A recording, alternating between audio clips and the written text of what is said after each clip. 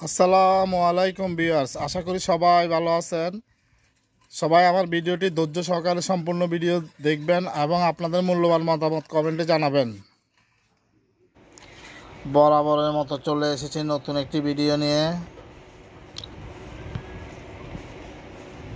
Facebook প্রোফাইলে স্বামী issue কিভাবে সমাধান করবেন। তো বন্ধুরা, সবাই ধৈর্য সহকারে সম্পূর্ণ ভিডিওটি দেখতে থাকুন। আমরা এখান থেকে ফেসবুকের যে অফিসিয়াল ব্রাউজার আছে, তো বন্ধুরা আমরা প্রথমে ফেসবুকের যে অফিসিয়াল ব্রাউজার এখানে চলে এসেছি। আমরা এখান থেকে 3 ডট মেনুতে ক্লিক করব। এখান থেকে আমরা আমাদের প্রোফাইলে প্রবেশ করব। এখান থেকে 3 ডট মেনুতে ক্লিক করব। আমরা এখানে প্রোফাইল স্ট্যাটাসে যাব। এখানে ক্লিক করব। এখানে দেখেন প্রোফাইল হ্যাজ সাম ইস্যু। এই ইস্যুটা কীভাবে রিমুভ করবেন তা আজকের ভিডিওতে দেখাবো। সবাই সম্পূর্ণ ভিডিওটি ধৈর্য সহকারে দেখতে থাকুন আমার কলিজার টুকরা ভাই বোনেরা। আমরা এখান থেকে বের হয়ে যাব।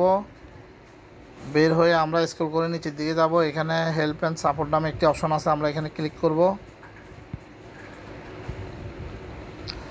করে আমরা এখানে এই যে রিপোর্ট প্রবলেম, আমরা এখানে ক্লিক করব। করার পর আমরা এখানে এই কন্টিনিউ রিপোর্ট প্রবলেম এই অপশনটিতে আমরা ক্লিক করব।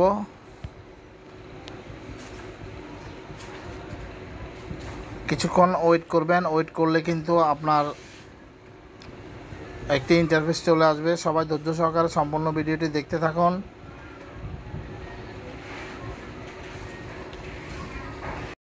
আমরা এখানে ইনক্লুডে ক্লিক করব। করে আমাদের যে প্রোফাইল না পেজ, আমরা এটা ক্লিক করে দিব। এখানে ক্লিক করব। করে দেখেন এখানে কিন্তু একটা বক্স চলে এসেছে। এখানে যে ইস্যুটা আপনারা আগে থেকে স্ক্রিনশট দিয়ে নেবেন। আমি স্ক্রিনশট দিয়ে রেখেছি। এখন আমরা এই স্ক্রিনশটটা এখানে দিয়ে দিব। দিয়ে আমরা এখানে কিছু লেখা লিখে নেব।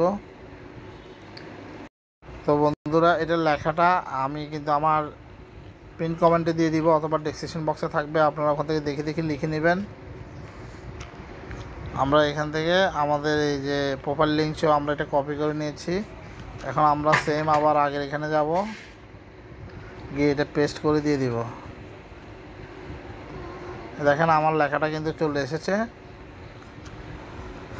তো আমরা এই রিপোর্টটা কিন্তু আমরা ফেসবুকে দিয়ে দিব। ফেসবুক যদি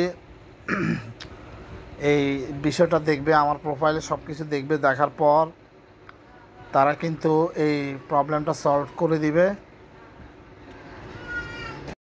আর যদি মিনিমাম 12 মাস কিন্তু এই জিনিসটা থাকবে। 12 মাস পর কিন্তু আপনার এটা রিমুভ হয়ে যাবে অটোমেটিকলি। আমরা এখন স্যান্ডে ক্লিক করব। স্যান্ড।